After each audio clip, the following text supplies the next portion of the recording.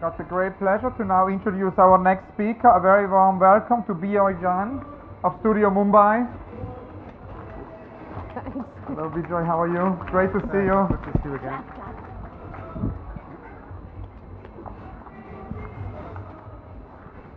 Now we recorded a long conversation this summer in Venice in a very different setup, as well a very experimental setup like here. It was in the Architecture Biennale of our friend KHOJ Marathon, who had invited both you and me to participate in her Biennale. The topic was about people meeting in architecture, so very related to the topic of tonight, where we also have people meeting in architecture. That's what this marathon is all about. And KHOJ Marathon invited me to do this interview project, so we did a mapping of her exhibition by interviewing all the participants. She designed together with Ryo Nishizawa of Sana the space with floating monitors, 50 monitors, and always one chair, so that we could actually watch these videos in a one-to-one base. And I interviewed you there for about an hour about your project in Venice, and it was very fascinating because you brought actually your studio to Venice. It was really a laboratory in the exhibition, an active working space. I wanted to start with that and ask you to tell us about your Venice piece for those of you here in the audience who haven't seen it. But firstly, let me. Sure. I guess the space, the two spaces that we're now talking in are quite actually different. This one is for me far more intimidating. There it was just you and me. But coming back to the installation at Venice, it was more about the nature of our practice. I work as an architect, and we were selected to present our studio. And the studio really is made up of artisans more than architects. And the entire process of building is one which is more informal. So what we presented at the Biennale was really the nature of our practice, which is fundamentally made up of models, materials, mock-ups, sketchbooks, and actions and gestures. So I think what we tried to simulate was more an accurate or a precise environment or a more precise experiential environment of our practice. Now maybe it's interesting to know more about Studio Mumbai and the beginnings. I was curious how you came to architecture, how architecture came to you, and how then, after you working for Richard Meyer and Partners, you decided to found Studio Mumbai. Hans, I'm going to short circuit this question a little bit and get more into the idea of Studio Mumbai. For me, it was I won't say incidental, but more intuitive in terms of going into architecture. But coming back to the idea of Studio Mumbai, it sort of was an organic process. I came back after an education from the US and found myself in a situation where I really didn't know how to make architecture in its true sense. From how I understand it, the very fundamental basis of architecture is the idea of shelter. Shelter from nature, from the landscape, and I use the word nature in a sort of far more complex way in understanding it. So I was sort of in a dilemma of where does one go from here. Also at that point in time, there were a few projects that were commissioned, and I tried to do it in the way that architecture is more formally practiced today, and found myself at the receiving end where it was based on contracts, it was based on rights and wrongs, and found myself working with a contractor who really didn't know anything about building. So from that came the idea of actually working directly with the people who are engaged in building. Just to give you a sense, to put things in perspective, most of the Indian landscape actually is built outside the framework, the formal profession of architecture. So when you think about the square feet that are built, it has nothing to do with architects at all. And I think there's some truth in that for me, that it's a more immediate process that I think in India, more specifically, is a more direct act or action. So in a natural sense, it was a transition that allowed for this practice to sort of organically grow, where I was working directly with carpenters, masons, who were the engineers, who were the consultants, And what I found was that there was we started doing this more through discussions, more through a sort of informal framework of, what positions you would take, what spaces would you occupy, based on site, climate, not so much about views, not so much, but more sort of a response that was internal and more intuitive in the very fundamental act of sheltering yourself. So Studio Mumbai really is a combination of artisans who work directly. We work sort of directly in making, very much in a sense like sculpture, that there's an action from which then there's another action taken, and that action can be a dialogue through which a sketch is made, through which a model is made, and then through which a building is made.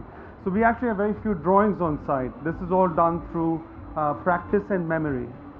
Now, last week in Amsterdam, I visited the very senior architect Hermann Herzberger. He's now in his 80s, and we discussed a lot this whole notion of humanism in architecture. And you refer often in your firm to human infrastructure. The Studio Mumbai produces, actually, one of the goals is to produce human infrastructure. Would you say that there is a kind of a search for humanism or not? I think, as I mentioned earlier, the very act of making shelter is humanistic. There's something very fundamental about that, very human about that. And that Can you hold the microphone? Sure. So the very fundamental act of making architecture is human, because it deals with shelter, which I've talked about a little earlier.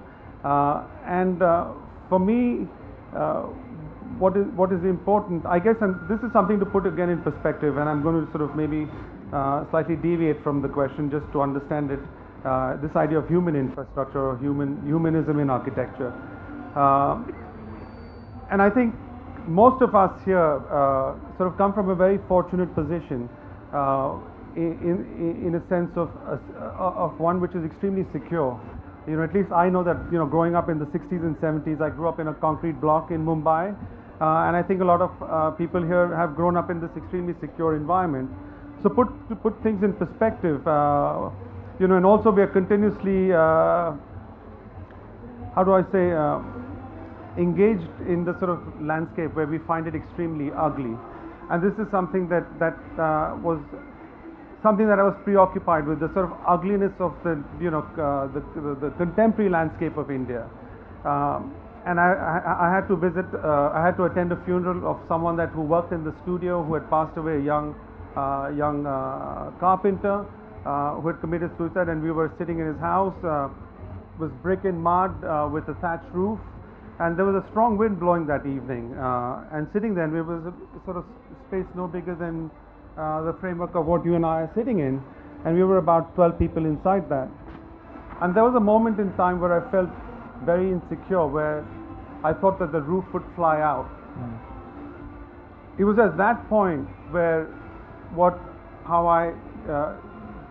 the sort of ugliness of the concrete architecture that you see, that I hated, suddenly made sense. And I'm saying this because to live with the insecurity of structure in a way that you're continuously threatened day after day, generations after generations, with this idea of unpredictability and living with that, what kind of anxieties that creates. So to put that in perspective, it suddenly made sense that the first thing I would do if I was in their space was do exactly the sort of ugliness that we don't like. Just wrapping myself in a concrete box with the smallest of windows, because that's one thing that I could delete out of a world of unpredictability. So coming back to this idea of human infrastructure, it became extremely apparent to me that there was something very fundamental in the intuitive response that the people who informally work have, was far greater than me, for that matter, who came from a very formal background of architecture. And that's my interest, is really in this idea of this relationship of nature and architecture, or nature and the unpredictability of nature. And we discussed this a lot when you came to the Swiss mountains this summer, where we had a discussion with Beatrix Ruf and Christina Bechler and many architects for a project about alpine architecture, and discussed your Himalaya project. And I'm very interested in this idea of traditional local resources and how you plug into them. And Nikhil Hirsch, architect based in Frankfurt, who now also has an office in Delhi, he was actually wondering what you feel about the future of tradition. What's the future of tradition? I think it's an interesting condition today. It's, I think, the imminence of the danger of tradition in conjunction with contemporary culture, and quite honestly, I think it's an interesting one, because the possibilities of how it will evolve is actually one of interest to me, and rather than the idea of them moving away from each other, that the potential of them actually moving towards each other, in the possibility of a third, not so much embracing contemporary culture or tradition for that matter, but the potential of the possibility of the overlap of the two is what sort of interests me. And I think that's where the potential lies, especially in a country like ours. Where when we say that craftsmanship no longer exists, is a fallacy. I think we have them by the thousands. It's just the ability to use the potential that lies latent within them, I think is and waiting to be tapped, is what really is where our responsibility lies. And so for me, I think there is the possibility of your future, provided we are able to understand this relationship of tradition and modernity, and rather than to see them separately, that maybe they can be seen as a place where they can come and overlap. Now, some years ago, I was driving through London with the late Cedric Price and his partner Eleanor Bron, and we were in a taxi, and we kept coming back to the same question: why is the architecture in the city so terrible? So I was wondering, and it's true for almost all the big cities in the world, is that it's just almost no good architecture anymore. So I was wondering, what is your view? Why is it that there is no good architecture? I've been thinking about this, Ulrich. You've been thinking about this? This idea of, the idea of urbanism. Yeah. And I don't think, this is purely my view again, and I think urbanism is not generated by people wanting to come to the city to make money or come here for looking for jobs, but it is a place where the potential to hold the anxiety in nature, really, it's sort of the idea of cities are more of a container of anxieties. And I'm saying this again, I've been practicing outside an urban center, though I call my studio Mumbai. I'm south of Mumbai in a place called Nagaon, which is the southern part of Alibag. Moved there about 15 years ago. No telephones, no electricity, and we still don't have electricity for 6 hours every day. And I have to be able to describe this so that I can explain the position of urban cities. And what I found that as every year that I lived there, right before the monsoons, the levels of anxiety within me would grow to such proportions that I actually wanted to run back to the safety of a city. I wanted to run back to Mumbai. And I started imagining these conditions where, take for example, the nearest bus, the nearest public transport would be about 1 kilometer away. So if you imagine yourself living in a rural setting, which most of India still does, with no access to any of these modern facilities. So you have a sick child, or a sick parent, it's pounding rain, physically not being able to go outside, and just the thought of living in that anxiety through that condition is something that allowed me to understand that actually urbanism comes from not this romantic, idyllic agrarian landscape, but more a move away to be able to hold is a container which can hold this anxiety. So that's, I think, an anxiety can be an ugly one, so it maybe is a manifestation of that, or a physical manifestation of that experience. Two very last quick questions. What is your favorite unrealized projects? I mean, with architects are often unrealized projects, so I was wondering, of the unrealized projects, what is your favorite unrealized one? I don't think it's really an architectural project. For me, it's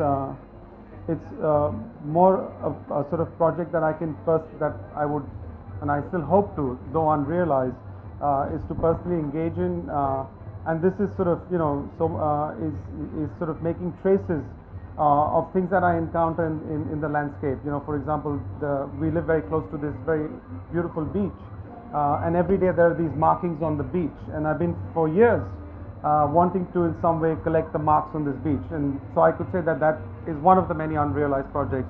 Again, it's more of a personal one than an architectural one. And last but not least, Rainer Maria Rilke, what would be your advice to a young architect? I think in today's day I would say patience and faith. Thank you very much, Bijoy. Thank you so much. Great to see you. Thank you. Good to see you. See you later. Thanks a lot.